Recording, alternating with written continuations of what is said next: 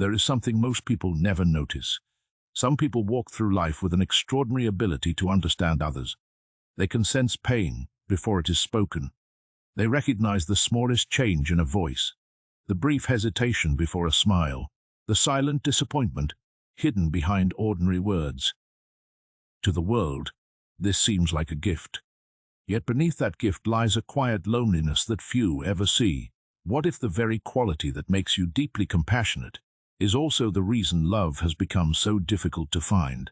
Most people believe that emotional intelligence naturally leads to healthier relationships. It sounds reasonable. If you understand people better, surely you should love better. But I came to observe something very different. Again and again, I encountered individuals whose emotional awareness was remarkable, yet whose hearts carried the deepest wounds.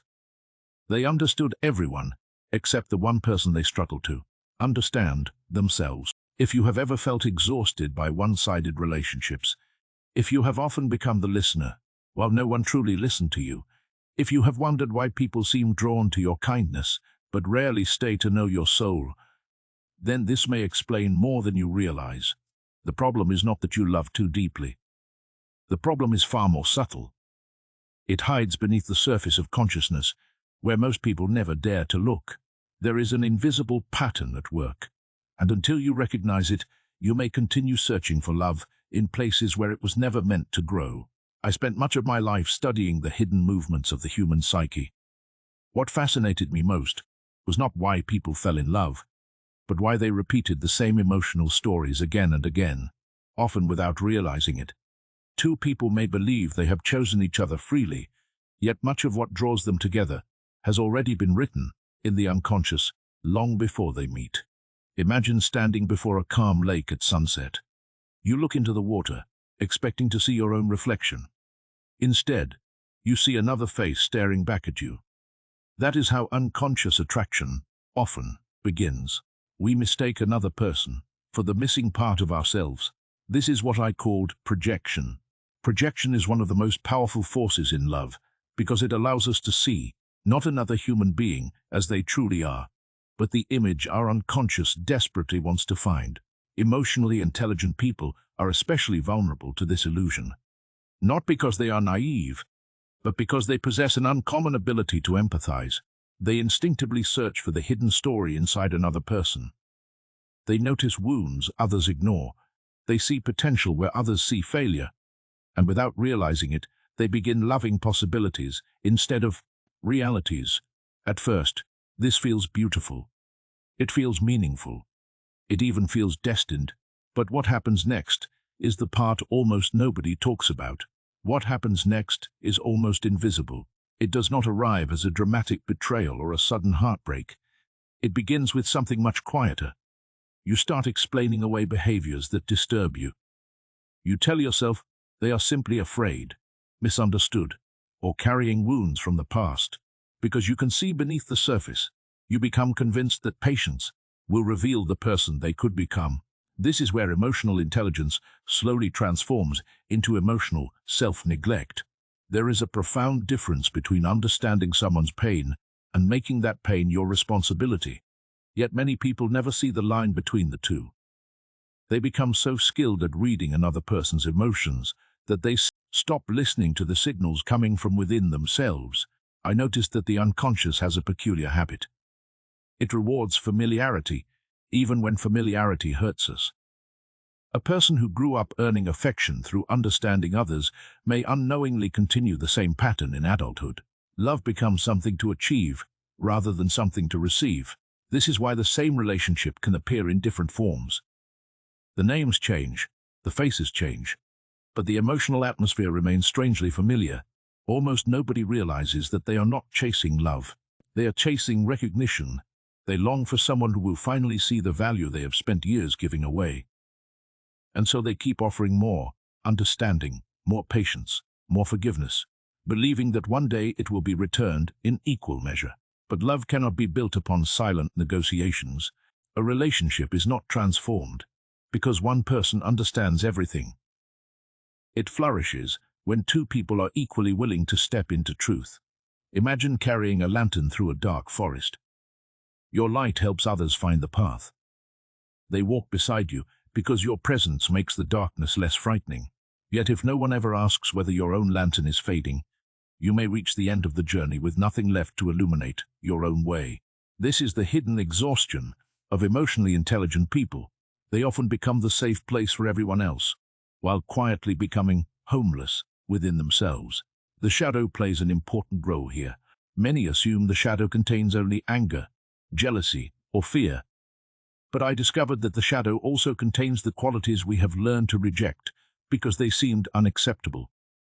For some, that rejected part is not cruelty but self-protection, not selfishness but healthy boundaries, not coldness but the courage to say no. When these qualities are pushed into the unconscious, compassion loses its balance. Kindness becomes sacrifice. Empathy becomes overextension. Love becomes an endless attempt to rescue those who never asked to be transformed. The tragedy is that this sacrifice often feels noble, but beneath it lies a quiet fear, a fear that if we stop giving, stop understanding, or stop carrying everyone else's emotional weight, there may be nothing left that makes you worthy of love. Yet the deepest transformation begins the moment you question that belief. Because what I discovered next changes everything. Because what I discovered next changes everything. The greatest obstacle to love is not a lack of understanding. It is the quiet belief that understanding alone can create love. There comes a moment in every life when the soul grows tired of repeating the same story. At first, this moment feels like loss. A relationship ends. A familiar connection fades. Someone you believed would finally choose you walks away. The instinct is to search for another answer, outside yourself. But the unconscious is asking a very different question. What part of you has been left unloved by you? Most people spend years studying the hearts of others, while remaining strangers to their own. They can describe another person's fears, desires, and wounds with remarkable clarity, yet they avoid facing the silent child within themselves, who still believes love must be earned. This is where individuation begins. Individuation is not the process of becoming someone new. It is the slow and often uncomfortable return to the person you were, before fear taught you to wear masks. Every disappointment, every heartbreak, every betrayal can become a doorway rather than a prison. If you're willing to walk through it consciously, think of a tree standing through every season. In winter, it appears lifeless. Its branches are bare. The world assumes nothing is happening. Yet beneath the frozen ground, the roots continue their quiet work. They grow deeper, stronger, preparing for a spring no one can yet see. The human soul follows the same rhythm. Loneliness is often mistaken for failure. But there is a form of solitude that does not diminish you. It prepares you. It strips away every illusion built on approval and leaves only what is genuine. That process is uncomfortable because the ego wants immediate certainty, while the soul seeks lasting truth. Many emotionally intelligent people fear this silence. Without someone to understand, someone to comfort, or someone to save, they feel purposeless. But that emptiness is not punishment. It is an invitation to discover that your value has never depended on how useful you are to another person. Real love begins the moment you stop abandoning yourself to keep someone else close. It is not found by becoming easier to love. It is found by becoming impossible to betray. Not because others cannot leave, but because you no longer leave yourself. When you reclaim the parts of your shadow that learned to stay silent, to accept less, or to carry burdens that were never yours, something remarkable happens. Your relationships begin to change, not because the world has changed, but because the person choosing those relationships has changed. You no longer confuse intensity with intimacy. You no longer mistake potential for character. You no longer believe that endless patience can replace mutual effort. And perhaps the most beautiful transformation of all is this. You stop asking, who will finally love me the way I deserve? Instead, you quietly become someone who can recognize love that is real, because you are no longer searching from a place of emptiness. Remember the quiet observation with which we began. Some people possess an extraordinary ability to understand the hearts of others. That gift is precious, but it was never meant to become a prison. The deepest form of emotional intelligence is not seeing through everyone else. It is seeing yourself without illusion and remaining whole, for only the person who no longer seeks another to complete their soul can truly meet another soul as an equal. And in that meeting, love is no longer something to chase. It becomes something that naturally recognizes itself. If these words stirred something within you, do not dismiss that feeling too quickly. The truths that transform us are often the ones we recognize long before we can explain them. Tell me in the comments, have you ever felt that your emotional intelligence made love more complicated rather than easier?